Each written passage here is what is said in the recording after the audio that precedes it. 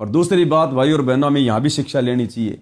आज से पहले हमारे जो भाई बहन हैं, बड़े बड़े महापुरुष हुए हैं, देखो उन्होंने भक्ति के लिए, भगवान को प्रसन्न करने के लिए, मोक्ष के लिए कितने बड़े बड़े त्याग किए हैं।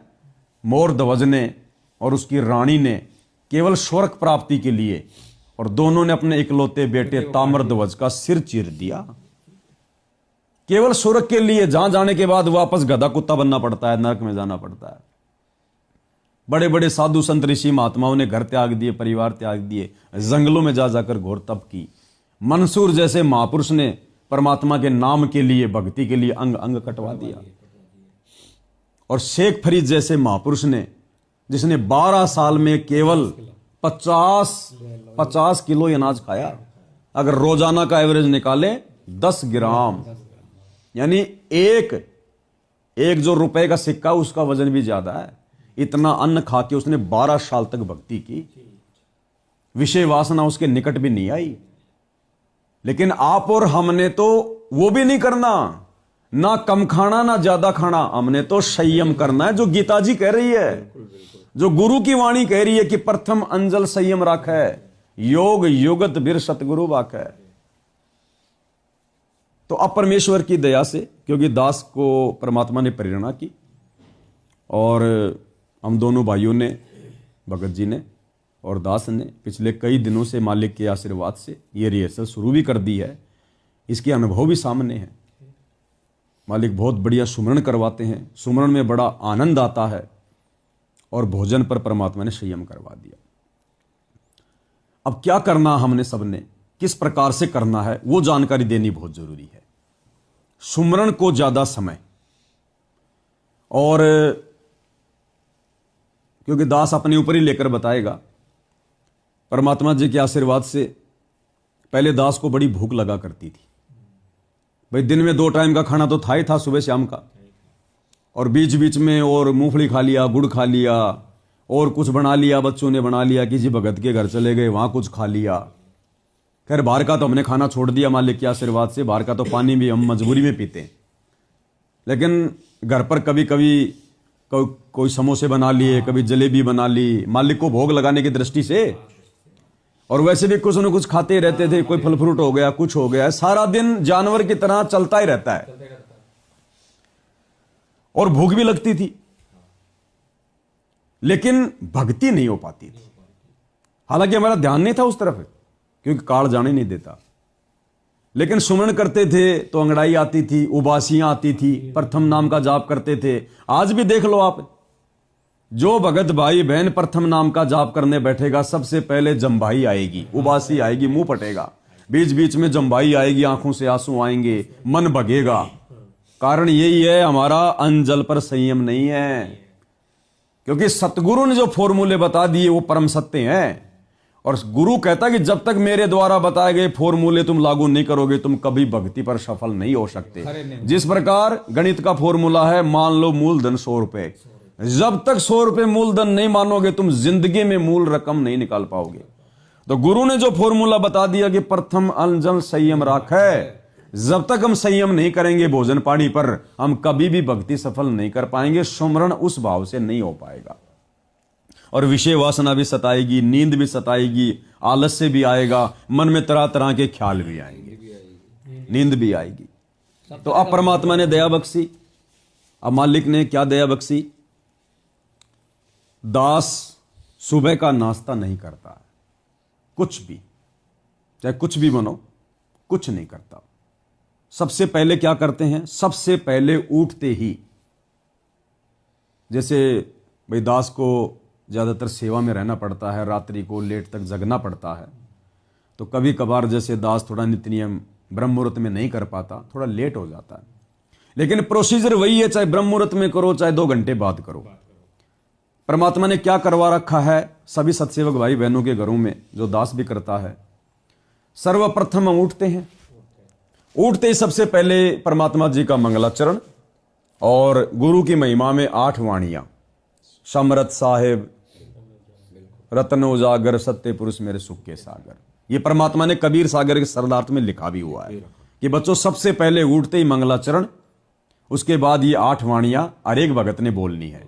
वो चाहे उठते ही बेड पर बैठकर बोल लो, खड़े होके बोल लो, या हाथ मुंह धोकर फ्रेश होके बोल लो, जैसी भी आपकी व्यवस्था है। उसके बाद फिर हमारी क्या प्रोसीजर है? उसके बाद हम सर्वप्रथम गुरुदेव भगवान का आसन लगाते हैं और सर्वप्रथम गुरुदेव भगवान के चरण धोते हैं। हम आश्रम वाले भाई बहनों की तरह उस बंद बोतल में वो चरणामृत की 2 बूंद डाल के, ऊपर से सादा पानी डाल के, या किसी भगत ने डाल के दे दिया वो चरणामृत हमारे को, आश्रमों से पकड़ा दिया, लो जी ये चरणामृत। हमें क्या पता वो चरणामृत है कि वो गुरु जी के परिवार का अमृत है, क्या हो हमें क्या पता? वो चरणामृत बनाया किस भगत ने, उस भगत के क्या विचार हैं, वो मर्यादा में है कि नहीं है, उसके मन में क्या गंदे विचार चल रहे हैं, हमें क्या पता? तो वो चरणामृत हम यूज नहीं करते। हमारी दृष्टि में वर्तमान में वो चरणामृत नहीं है। जब तक अनजान थे तब तक हम भी उसी हिसाब से चरणामृत लिया करते थे। अब हमारे घरों में वो व्हाइट कलर की बोतल नहीं मिलेगी चरणामृत की। अब हमें पता चल गया कि रियल चरणामृत कैसे बनाना है। तो सबसे पहले सभी भगत भाई बहन मंगलाचरण गुरु महिमा की 8 वाणियां, उसके बाद हाथ मुंह धो के या फ्रेश होके जैसे भी है गुरुदेव के दरबार में आते हैं, मालिक को दंडवत करते हैं, परमात्मा जी से आज्ञा लेते हैं कि हे परमेश्वर, दास पर रजा करो, मेहर करो परमात्मा, आप जी विराजमान होइए, दास आपके चरणामृत बनाकर और अपने पाप नाश करना चाहता परमात्मा, अपना आशीर्वाद बख्शो, दया बख्शो दास पे। क्योंकि मालिक की वाणी है भाई, चरणा अमृत कदाचित पावे, 84 कटे लोक सिंधावे। और कबीर सागर के सरलार्थ में परमात्मा ने हमें राजा अमर सिंह की कथा सुनाई है कि नित उठ चरणा अमृत लेऊं, कि सबसे पहले उठकर भगत ने अपने गुरु का चरणामृत लेना चाहिए। तो गुरु हमारे घर पर साक्षात विराजमान हो गए, क्योंकि बेड लग गया, आसन लग गया, मालिक ने पहले दया कर दी। तो सभी भाई बहन क्या करते हैं, एक थाल ले लेते हैं, या बड़ा कोई कटोरी होती है कोई बड़ी साइज की, जिसमें हम ये सोचें कि परमेश्वर जी के दोनों चरण कमल आसानी से आ जाएं। वो चाहे स्टील की हो, चाहे लोहे की हो, चाहे वो तांबे की हो, पित्तल की हो, जैसी भी आपकी स्थिति है, मालिक को अर्ज करके, अरदास करके परमात्मा को विराजमान कर लिया। नीचे परमेश्वर के चरणों में चौकी रख दी, वहां पे हमने अपनी जो थाल है, जो बड़ा साइज का, वो थाल रख दिया। एक लोटे में हमने, क्योंकि अब थोड़ा सर्दियों का समय है, थोड़ा सा जो मतलब गुनगुना पानी ले लिया हमने, हल्का हल्का लोटा भर लिया। परिवार में अकेले उपदेशी हो तो अकेले, 2 4 5 उपदेशी हैं तो 4 5 भाई बहन मिलकर परमात्मा के चरणों में बैठ गए और मालिक के चरणों पर पानी डालते हुए और बारी बारी परमेश्वर के चरणों की सेवा की। जैसे कि रामानंद जी मानसिक सेवा करते थे परमात्मा की, मालिक के चरण धोए, सबने धोए। धोते समय चाहे मंगलाचरण कर लो, चाहे परमात्मा का कोई शब्द गा लो, परमात्मा की महिमा कर लो, और परमेश्वर के सबने बारी बारी जो है वो चरण धोए। उसके बाद उस थाल को वहां से हटा लिया जाता है। एक साफ कपड़ा लेकर मानसिक रूप से परमेश्वर जी के चरणों को साफ किया जाता है। उसके बाद परमात्मा से आज्ञा लेकर परमेश्वर के उन चरणों को अपने हाथों पर रखकर बेड के ऊपर वापस रखवा दिए जाते हैं कि परमेश्वर आप जी विराजमान होइए, विश्राम कीजिए। उसके बाद हम भाई बहन उसी विधि से चरणामृत लेते हैं, उसको एक पात्र में डालकर जमीन पर घुटने टेक कर समरस साहेब रत्न उजागर की वाणी बोलकर, उसके बाद 1 या 2 सुमरण का जाप करके, दंडोत करके हम चरणामृत ले रहे हैं परमात्मा का। और सुबह शाम दोनों समय इस विधि से हम परमेश्वर का चरणामृत ले रहे हैं। ये हमारी डेली की प्रक्रिया हो गई। और अगर मिलकर भी अपन भाई बहन कर रहे हैं, जो भी भाई बहन करते हैं चरण सेवा, ये चरण धोकर चरणामृत बनाने की सेवा, तो उसके अंदर जैसे एक शब्द कोई सा भी ले लें या मंगलाचरण सब ले लेंगे तो सबका सम्मान रहता है, सबके विचार सम्मान रहेंगे, सम्मान विचार रहेंगे। उसके अंदर कोई नहीं बोलता तो कोई तो क्या प्रार्थना कर रहा है, कोई क्या प्रार्थना कर रहा है, तो उसके अंदर सबके विचार जो होते हैं वो सम्मान रहते हैं, सामूहिक हो जाती है, सामूहिक हो जाती है वो, तो वो ठीक रहेगा। तो वो हमने ले लिया। ऐसा ही करते हैं हम। छोटे बच्चे हैं, मान लो वो नहीं सुबह जल्दी उठ पाते हैं या नहीं इस प्रकार की सेवा वो कर पाते हैं, हालांकि उनसे भी वो करवानी चाहिए, क्योंकि भक्ति मर्यादा तो सबके लिए समान है। तो बिल्कुल छोटे हैं तो उनमें तो जो बिल्कुल ही छोटे हैं वो तो नहीं कर पाएंगे। तो वो बच्चे फिर, जैसे हमने जो चरणामृत बनाया मालिक के आशीर्वाद से, वो फिर हम बच्चों को यदि वो पानी पीने के योग्य हैं, जैसे बच्चा थोड़ा समझदार हो गया, साल 2 साल का, तो फिर हम उसको चरणामृत वगैरह दें, उसको वो बना हुआ चरणामृत दें हम उसको। समझदार है तो उसको भी साथ में बैठा कर उसी विधि से चरणामृत बना कर ही लेना चाहिए। हो गया, चरणामृत ले लिया। उसके तुरंत बाद हम परमेश्वर जी का नित्य नियम करते हैं, मालिक की महिमा करते हैं। हम कोई मोबाइल में तो आरती लगाते नहीं, और मोबाइल में भी मान लो किसी मजबूरीवश हमने आरती लगानी पड़ गई, घर में अकेले हैं, तो हम अपनी खुद की आवाज में लगाएंगे, क्योंकि हम आरती तो भगवान की कर रहे हैं ना, गुरु की। तो गुरु की आवाज में आरती नहीं कर सकते, क्योंकि हम गुरु के लिए आरती कर रहे हैं। तो आरती तो भगत करेगा अपने मुख से बोलकर, गुरु की आवाज में नहीं कर सकते अब, क्योंकि हमने तो गुरु के लिए आरती करनी है। गुरु आरती थोड़ी करेगा। अगर मोबाइल में लगा के छोड़ दी, अपना काम कर रहे हैं या जैसे भी बैठ गए, तो गुरु ही गुरु के लिए आरती कर रहा है और आरती मोबाइल कर रहा है। हम तो बैठे बैठे सुन रहे हैं मूर्ख की तरह। फिर वो पाठ कहां हुआ भाई? भक्ति बोध के नीचे लिखा हुआ मूल्य नित्य नियम पाठ गुरु ने लिखा है। यानी जब तक तुम इसका पाठ नहीं करोगे, पाठ का मतलब होता है मुंह से बोलकर, पुस्तक को जो पढ़ा जाता है उसको पाठ कहा जाता है। तो जब तक हम इस विधि से नित्य नियम नहीं करेंगे, पाठ नहीं करेंगे, आरती नहीं करेंगे, तो समझो हम अपने गुरुदेव के द्वारा दी गई उस पुस्तक का वास्तविक मूल्य अदा नहीं कर रहे। तो उस दोष से भी हमें गुरुदेव भगवान ने बचाया और हमारे से रिहर्सल करवाई, भक्ति बोध हाथ में लेकर खड़े होकर आरती करने की पहले, क्योंकि मालिक को पता था कि आगे चलकर फिर इनको आरती भी उतारनी पड़ेगी, तो पहले इनके खड़े होने की रिहर्सल करवा दें ताकि अचानक से दिक्कत ना आवे। तो सभी भाई बहन खड़े होकर अपने मुख से परमेश्वर की महिमा करते हैं। एक भाई आरती कर रहा है, दूसरा चवर कर रहा है, तीसरा अपनी आरती घुमा रहा है। इस प्रकार से हम अपनी आरती करते हैं। आरती पूरी हो गई, उसके बाद सर्वप्रथम हमारा जो काम होता है, सारे सांसारिक काम धंधे छोड़कर, सारी चिंताएं छोड़कर, सुबह सुबह शांत वातावरण में, क्योंकि 4:30 बजे उठना और 5 बजे फिक्स अपनी आरती शुरू कर देना। 1 घंटा कम से कम नित्य नियम में लगता है। चरण धोना वगैरह सब 1 घंटा मान लो, 6 बज गए। अब 6 बजे सबसे पहले हमारा फिर क्या काम होगा? जितना समय हो सके, 1 घंटा, 1.5 घंटा, 2 घंटा, जिसको इतना जल्दी बाहर नहीं जाना है, नौकरी पर नहीं जाना है, वो 2 घंटा या 3 घंटा जितना भी है, वो एकांत में उसी दरबार में बैठकर, दूसरे कमरे में बैठकर, और सबसे पहले वो परमात्मा जी का सुमरण करेगा, प्रथम मंत्र का, शतनाम का। क्योंकि सुबह के समय जो सुमरण हो जाएगा भगत जी, वो सारे दिन में फिर नहीं हो सकता। आपको बहुत जोर लगाना पड़ेगा। यही विधि परमात्मा ने हमसे शुरू करवा दी। यही विधि परमात्मा ने शुरू करवाई है, जो आज संदेशा दिया जा रहा है। ठीक है, दिन में आप उस भाव से सुमरण नहीं कर पाओगे, उस ध्यान से सुमरण नहीं कर पाओगे जो सुमरण आप जी सुबह सुबह एकांत में बैठकर कर लोगे। ठीक है जी, सुमरण करवा दिया परमात्मा ने। सुबह कोई नाश्ता नहीं ले रहे, क्योंकि आवश्यकता भी नहीं है। खा रहे हैं तो वो जबरदस्ती खा रहे हैं, उसकी आवश्यकता भी नहीं है। फिर परमेश्वर जी को भोग लगता है 10-11 बजे के आसपास भंडारे का। उस समय आपने हलवा बना लिया, घर में जो भी सादा भोजन बना वो आपने भोजन बना लिया, और परमात्मा जी को भोग आरती के साथ में फिर भोग लगाते हैं। एक छोटा सा शब्द है मालिक का, आज लग्या साहिब को भोग दीन के टुकड़े पानी का। साथ में एक विनती है 5-7 मिनट की, हम विनती करते जी गुरु जी थारे आगे। विनती मान लो किसी दिन आप नहीं कर पाओ, जल्दबाजी है तो कोई दिक्कत नहीं, लेकिन मंगलाचरण करके, मालिक से अरदास करके, और फिर वो शब्द गाकर हम परमेश्वर को भोग लगाएं।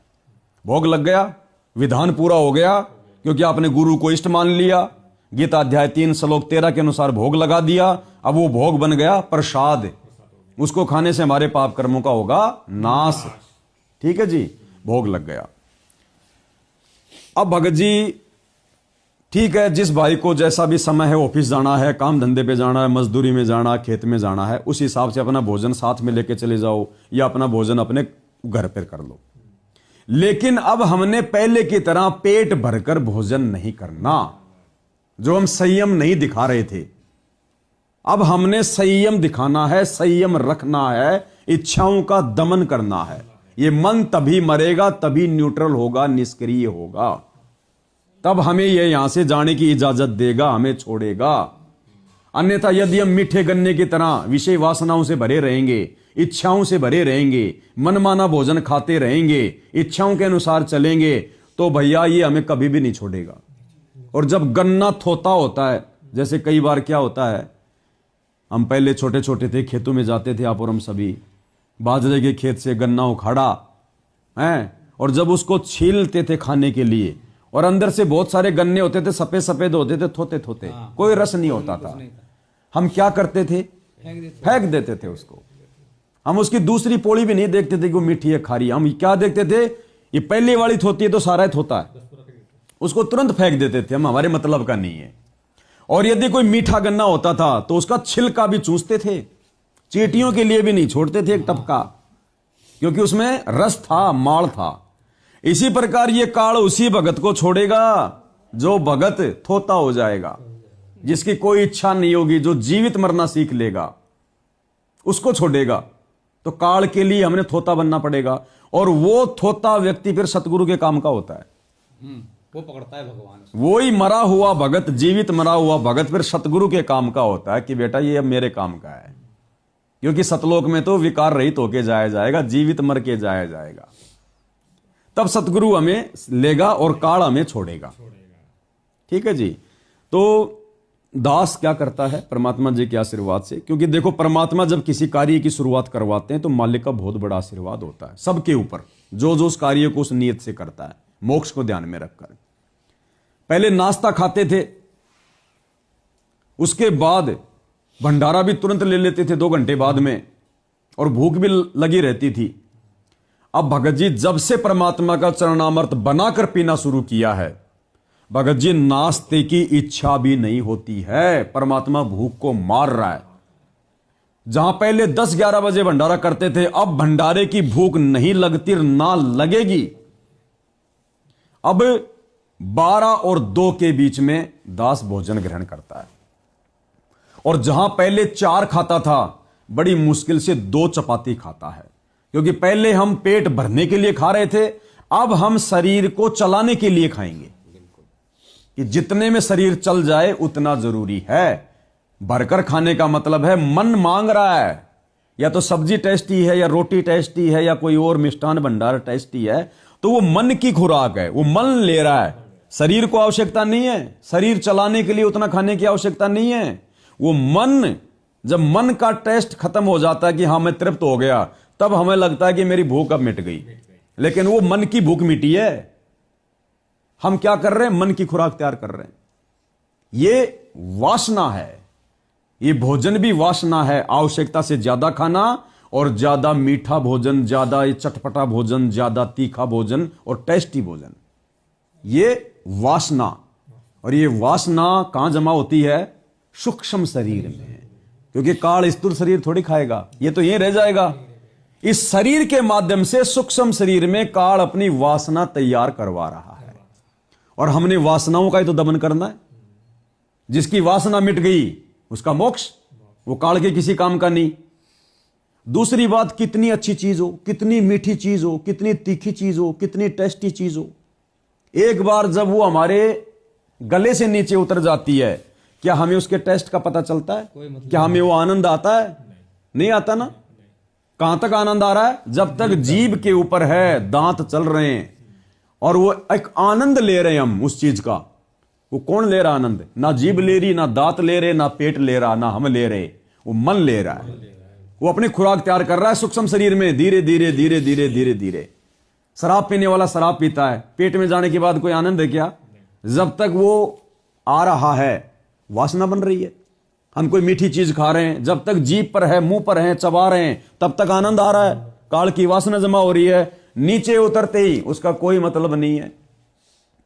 आप कितनी अच्छी मीठी चीज खा लो, रसगुल्ला खा लो, जैसे पेट में चला गया, एक घूंट पानी पी ली, हमें पता भी नहीं उसका टेस्ट क्या। अब वो गोबरी बनेगा, अब वो वेस्टेज ही बनेगा शरीर में, उसका कोई यूज नहीं है। काल ने जो टेस्ट लेना था उसका ले लिया। बाद में तो वो लेटरिन में निकलेगा। गन्ने का जूस पिया, जब तक यहां तक था आनंद आया, काल ने वासना जमा कर ली, टेस्ट की, अंदर चला गया, सुबह वो पेशाब में निकल गया। तो अब हमने इस वासना को रोकना है। इसके 2 फायदे होंगे, इसके 2 फायदे होंगे। अब एक तो हमने भरपेट भोजन नहीं खाना, दूसरी बात भरपेट भोजन नहीं खाएंगे, शरीर की आवश्यकता के अनुसार खाएंगे, तो कुछ दिन क्या होगा, ये काल ड्रामे करेगा, क्योंकि आदत पड़ी हुई ना, और शरीर को हम जैसी आदत डालेंगे वैसी आदत डलेगी। तो अभी तक शरीर को क्या आदत डली हुई थी, सुबह नाश्ता करना, उधर दोपहर में खाना, फिर 10 बजे भोजन लेना, फिर दोपहर में भी दाव लग जाए तो कुछ खा लेना, फल फ्रूट मूंगफली माफली और कुछ खा लेना है, फिर रात्रि में भोजन ले लेना, और सोते समय भी कोई फिर और आइटम ले लेना, दूध वगैरह पी लो। यानी मशीन चलती रहती थी काल की। तो शरीर को आदत वैसी पड़ी हुई है, समय पर वो मांगेगा ही मांगेगा। आपने किसी बकरी को या किसी गाय भैंस को सुबह 5 बजे उठकर 5-7 दिन आपने उसको कुछ दाने वाणे खिलाने शुरू कर दिए, और एक दिन मत डालो, वो 5 बजे रंभाना शुरू कर देगी, म्या म्या करना शुरू कर देगी, क्योंकि उसको आपने आदत डाल दी। अब 2-4-5 दिन तो रंभाएगी, लेकिन उसके बाद फिर वो चुप हो जाएगी, उसको पता है कि अब तेरे को नहीं मिल रहा। तो वो ही हमारे साथ में है, हम भी जीव हैं, शरीर है, सारा सिस्टम वही है। तो जब हम ये संयम दिखाना शुरू करेंगे, देखो वैसे संयम नहीं हो सकता, चाहे जीव कितनी भी बात बनाए, जब तक सतगुरु का आशीर्वाद ना हो, सतगुरु की मेहर ना हो, उनका विशेष कोई रजा ना हो। अब सतगुरु की रजा है तो आज ये संदेशा दिया जा रहा है, और जो इस रजा को समझकर अपने ऊपर इन चीजों को लागू कर लेगा, उनको फिर नहीं सताएगी ये वासना, ये भूख नहीं सताएगी। फिर देख लेना, गारंटेड बात है, क्योंकि हमारे साथ ऐसा हो रहा है, इसलिए हम भोग रहे हैं, देखा देखी नहीं कह रहे। तो दास क्या करता है, 12 से 2 के बीच में भंडारा लेता है, और भंडारा बिल्कुल सादा, क्योंकि हमारा मकसद क्या है, वासना को समाप्त करना, काल की खुराक जो जुड़ रही है उसको बंद करना। तो दास बिल्कुल सिंपल साधारण भोजन, सब्जी बनी है तो केवल सब्जी, साथ में चपाती। दास रोटी चुपड़ाता भी नहीं है, हमने पहलवान तो बनना नहीं है, और ना घी खा के कोई पहलवान बनता है। ये तो हमारी एक सोच थी, ये तो हमारी सोच थी कि घी खाएंगे, बादाम खाएंगे, पहलवान बनेंगे। अरे एक बहुत बड़े अरबपति का बेटा बादाम खाता है, पता नहीं क्या क्या खाता है, वो तो लकड़ी की तरह सूख रहा है। और एक रिक्शा चलाने वाला देखो, बेचारे को टाइम पे भोजन भी नहीं मिलता, वो देखो पहलवान बना हुआ है। तो ये हमारी अज्ञानता, नादानी थी कि ज्यादा खाएंगे तो ज्यादा पहलवान बनेंगे। नहीं, ज्यादा खाएंगे तो काल के पहलवान बनेंगे। मालिक क्या कहते हैं, खाई खाई खुराका पैन पोशाका यम का बकरा पलता है। ये ज्यादा खाने पीने वाला तो यम की खुराक तैयार कर रहा है। तो दास क्या करता है, मालिक के आशीर्वाद से बिल्कुल सिंपल। घर वालों ने एक दिन मिर्ची का अचार रखा, नींबू का अचार रखा, घर वालों को नहीं पता था कि मैंने इस प्रकार से मालिक के आशीर्वाद से संयम शुरू कर दिया, ना मैंने बताया, क्योंकि पहले अपने ऊपर तो कर लो 2-4-5 दिन, रुक पा रहा हूं नहीं रुक पा रहा हूं। तो घर वालों ने देखा ये क्या हो गया भगत जी को। बहन जी ने कहा कि भगत जी कोई विशेष टेंशन है क्या, कोई नया मुकदमा कर दिया क्या मैनेजमेंट वालों ने। वो को ऐसी तो कोई बात नहीं है, ऐसा कुछ नहीं है, बस वैसे ही बताया नहीं मैंने कुछ भी, चलने दो 2-4-5-10 दिन। अब घर वालों को भी 2-4 दिन में पता चल गया कि भाई ये तो ना अचार खा रहा, ना कोई नींबू ले रहा, जलेबी रख रहे हैं वो भी नहीं खा रहा, वापस दे रहा है, खाली रोटी सब्जी ले रहा है बस, और कोई ले नहीं रहा, और केवल एक टाइम खा रहा है दोपहर को, ना सुबह का नाश्ता ले रहा, ना रात को भंडारा ले रहा। हर रात को दूध दाद ले लेता है, जो मालिक को भोग लगाते हैं वो हल्का फुल्का। लेकिन समझ नहीं पा रहे थे कि वो हो क्या रहा है, और समझाना था भी नहीं इतना जल्दी, पहले अपन तो समझ लें, उसके बाद दूसरों को समझाएं। अब भगत जी मालिक के आशीर्वाद से केवल सुबह परमात्मा का चरणामृत,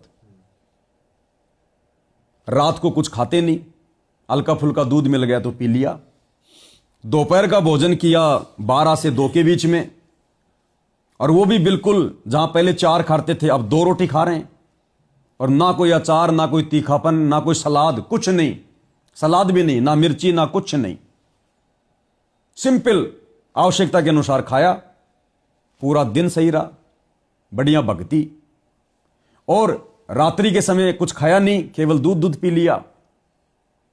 और फिर यदि हम सुबह उठे, भगत जी आलस्य नहीं, ये सत्य है। जहां पहले सुबह उठते थे मन नाटक करता था, आलस से आते थे, दोबारा सो जाते थे, क्यों? क्योंकि रात को ढंग से खा के पेट भरा हुआ था, वो ढंग से नहीं पच रहा हो, नींद सता रही है, शरीर टूट रहा है, वासना जाग रही है, नींद आ रही है, आलस से आ रहे हैं, और जब से परमात्मा ने एक टाइम भोजन शुरू करवाया और भोजन पर संयम रखवाया, बढ़िया तो रात को नींद आ रही है, खाली पेट लग रहा है, बिल्कुल कोई परेशानी नहीं, बढ़िया आराम से नींद आई।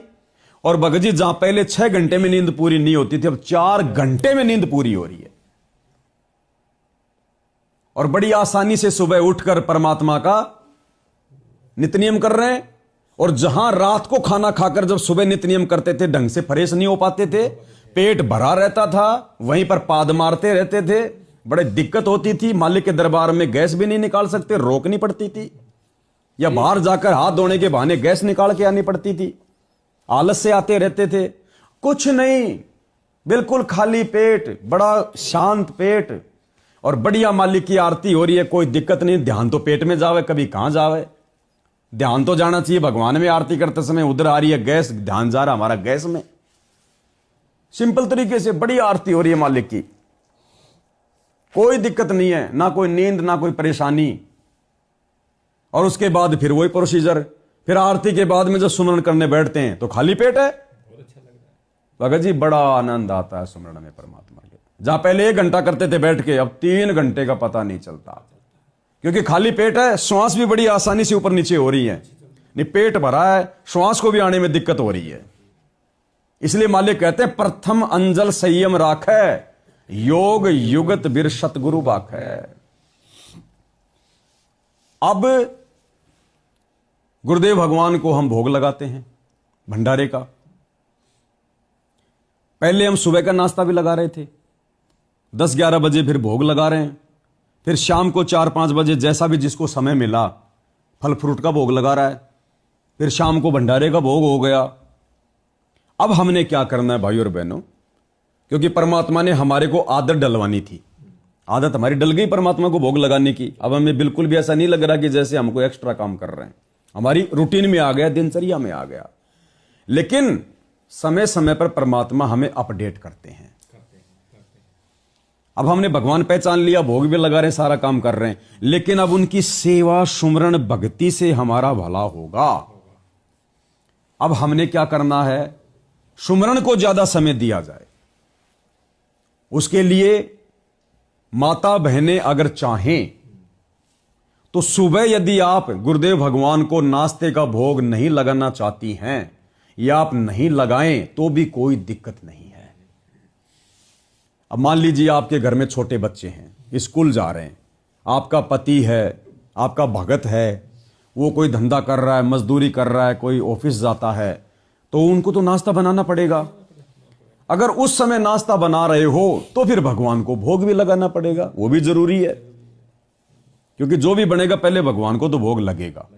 अगर वो भगत नहीं है, अनुपदेशी हैं, ठीक है, तो आप जी उनको बनाकर दे दो, उनको खिला दो, कोई दिक्कत नहीं है। लेकिन जब आप खाओ उससे पहले तो भगवान को भोग लगेगा, ठीक है। तो जिनकी मजबूरी है ऐसी, वो तो नाश्ता बना सकते हैं, भगवान को भोग लगाओ। सुबह के समय हलवे राम का भोग लगाना कोई जरूरी नहीं है, केवल भंडारे के समय आप जी परमात्मा का छोटा सा हलवा राम बना लो, भोग के समय हलवा बनाना जरूरी नहीं है। और जो भगत हैं सारे, ऐसा विशेष कोई काम भी नहीं है कि भाई मैंने 7 बजे निकलना है ड्यूटी पर, मैंने 8 बजे निकलना है, तो आप कोशिश करो कि आप सुबह का नाश्ता बनाना छोड़ दो। नित्य नियम के बाद सबसे पहले क्या करते थे, नाश्ता बनाते थे, फिर मालिक को भोग लगाते थे, घंटा भर हमारा उसमें हो जाता था, ऐसे ही 9-10 बज जाती थी, समय निकालने का काम। हाँ, और बाद में फिर सुमरण उस हिसाब से हो नहीं पाते थे, वो आनंद नहीं आता। तो अब हमने क्या करना है, ऐसी अगर कोई विशेष परिस्थिति आपके सामने नहीं है, यदि सुबह का नाश्ता बनाने की मजबूरी नहीं है, तो आप जी सुबह का नाश्ता ना बनाइए, और नित्य नियम के तुरंत बाद में 1 घंटा 2 घंटा मालिक के सुमरण में बैठिए आप।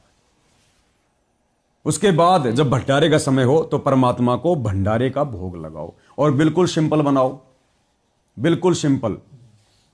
देखो भगत जी क्या है, क्योंकि भाई बहनों को बतानी जरूरी होती हैं बातें, जरूरी है, ठीक है। संदेशा है मालिक का। बहुत सारे भाई बहन ऐसे वो घर में अकेले हैं, और उनको ऐसा लग रहा कि मेरा तो पेट भरा हुआ है, मुझे भोजन की 10 बजे आवश्यकता नहीं है, लेकिन इधर परमात्मा को भोग लगाना भी जरूरी है।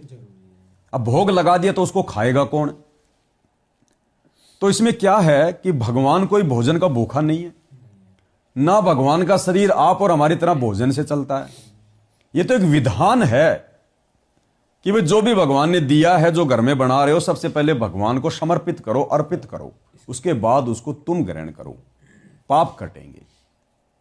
तो यह जरूरी नहीं है, मान लीजिए मुझे सुबह भोजन भंडारे की इच्छा नहीं है, मैं नहीं बनाना चाहता सुबह का भोजन भंडारा, तो कोई जरूरी नहीं है भगवान के लिए भी बनाना, गुरुजी के लिए बनाकर भोग लगाना भी कोई जरूरी नहीं है, क्योंकि गुरुजी भोजन का भूखा नहीं है, गुरुजी का शरीर भोजन से नहीं चलता।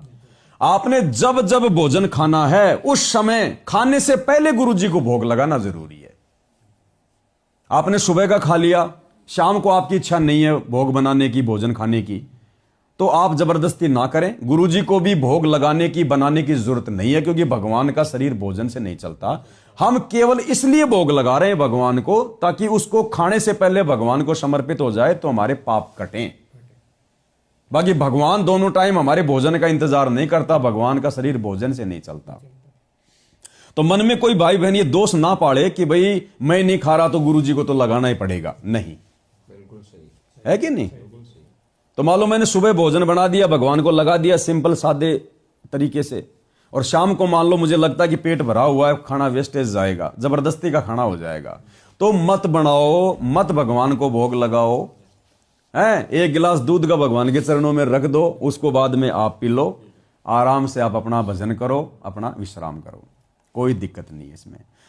फिर शाम के 4 बजे जो हम फल फ्रूट का भोग लगा रहे हैं, कोई जूस का भोग लगाता है, आप ना चाहो तो शाम के समय वो परमात्मा को शाम वाला भोग भी ना लगाओ, कोई जरूरी नहीं है किसी भी प्रकार की, क्योंकि अब हमने संयम रखना ना। अब संयम रखना तो फिर हमने उन चीजों को कम करना पड़ेगा, अगर भोग लगाया तो फिर हमने भी खाना पड़ेगा, बात वही है ना। फिर संयम कहां रहा फिर हमारा, है कि नहीं। तो अब हमने संयम बरतना पड़ेगा, तो भोग में भी हमने थोड़ी सी कटौती करनी पड़ेगी। तो सुबह लगा लिया, शाम की इच्छा नहीं है तो मत लगाओ भाई, बिल्कुल भी आराम से अपना भजन करो, निश्चिंत होकर सो, परमात्मा बड़ा प्रसन्न है, कोई नाराजगी नहीं है।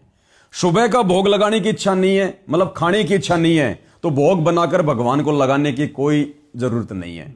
जब जब इच्छा हो तो उस समय भगवान को पहले लगाओ, ताकि वो प्रसाद बन जाए, फिर अपन खा लो। चाहे 2 दिन आपकी इच्छा नहीं है तो भगवान को 2 दिन मत खिलाओ, कोई बड़ी बात नहीं है, हमने नियम नहीं बनाना, वो तो फिर एक हठ योग हो जाएगा। देखो इसके अंदर जो गीता जी में प्रमाण दिया, आपने भी दिया, और पहले से ही प्रमाण लिखा हुआ है कि उस प्रमाण के अनुसार भगवान को भोग लगाकर उस प्रसाद को ग्रहण करना चाहिए, पाप कटेंगे। लेकिन वो विधान नहीं है उसमें कि ये भोग लगाना जरूरी है, उसमें ये नहीं है। वो तो भगवान को भोग लगाकर उस प्रसाद को ग्रहण करने से पाप कटते हैं जीव के। मतलब गीता जी में रोजाना लगाने का विधान नहीं है, केवल भगवान को लगाने का विधान है कि जब भी आप कुछ खाओ पहले भगवान को अर्पित करो, वो विधान है उसमें, वो अर्पित करो। ठीक है जी। हाँ, निर्णय नहीं लेना, इसका कोई करना ही है, हटो हो जाए।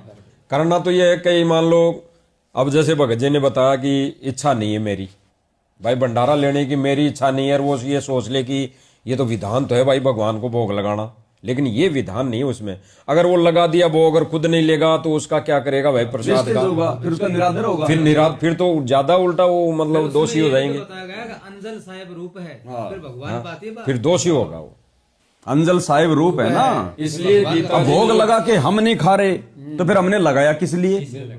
गाय के पाप थोड़ी नाश करने, और ना गाय के पाप नाश होंगे, क्योंकि वो तो मनुष्य योनि पे ज्यादा प्रभाव करेगा। तो यही प्रमाण गीता जी में है कि जब भी आप खाओ, यानी आपको अगर किसी चीज की आवश्यकता है तो पहले भगवान को भोग लगाओ। भगवान को भोग लगाए बिना जो अन्न पकाते हैं वो पाप खा रहे हैं, उसमें रोजाना लगाने का विधान नहीं है, जब जब आप खाओ उस समय लगाओ। इसमें यह विधान नहीं कि लगाना जरूरी है। हाँ ठीक है जी, दया हो रही है परमात्मा की, इससे हमारे भोजन पर संयम होगा, परमात्मा की वाणी सफल होगी, मालिक का विधान बना रहेगा, और हमारी भक्ति सुमरण भी बहुत बढ़िया चलेगा। ठीक है, क्योंकि हमने तो काल की खुराक कम करनी है, वासना का सत्यानाश करना है। जब तक वासना है, जब तक हमारे अंदर ज्ञान है, तब तक काल नहीं छोड़ेगा। ठीक है जी, हो गया। अब भगत जी सिंपल खाना, बिल्कुल। अगर हम अचार खा रहे हैं, देखो वैसे खा सकते हैं, मना ही नहीं है, लेकिन जहां तक हम बचे हमें बचना चाहिए। हमने अचार खाया, नींबू का हो, चाहे कैरी का हो, चटपटा हो, मीठा हो, आम का हो, आंवले का हो, कैसा भी हो, सलाद सलूद वगैरह। क्योंकि देखो पेट तो भरना है सब्जी रोटी से, दाल रोटी से, पेट भरने का तो वही तरीका है। बाकी तो सारे मन की खुराक के आइटम है कि रोटी के साथ में सलाद भी ले लूं, अरे सब्जी तो मिल ही रही है, साथ में नींबू भी ले लूं, वो मन की खुराक है। वो जो चटपटे जो तीखे आ रहे हैं साथ में, अचार फचार वगैरह, कई लोग जैसे नमकीन डाल लेते हैं साथ में, वो करड़ करड़ के लिए आनंद आ रहा है, साथ में आपने नींबू भी खा लिया। अरे सब्जी जब उसका लगान है, अलग से नींबू की क्या जरूरत है। गुरुजी कहते हैं जिसको भूख है वो तो सूखी रोटी भी खा जाएगा, वो भी उसको अमृत के जैसे लगेगी अगर भूख है तो इससे क्या होगा, ये चटपटे आहार खाने से, मीठे खट्टे पीठे भोजन खाने से भी हम किसकी खुराक तैयार कर रहे हैं, काल की। और काल कब छोड़ेगा, जब उसकी खुराक नहीं मिलेगी।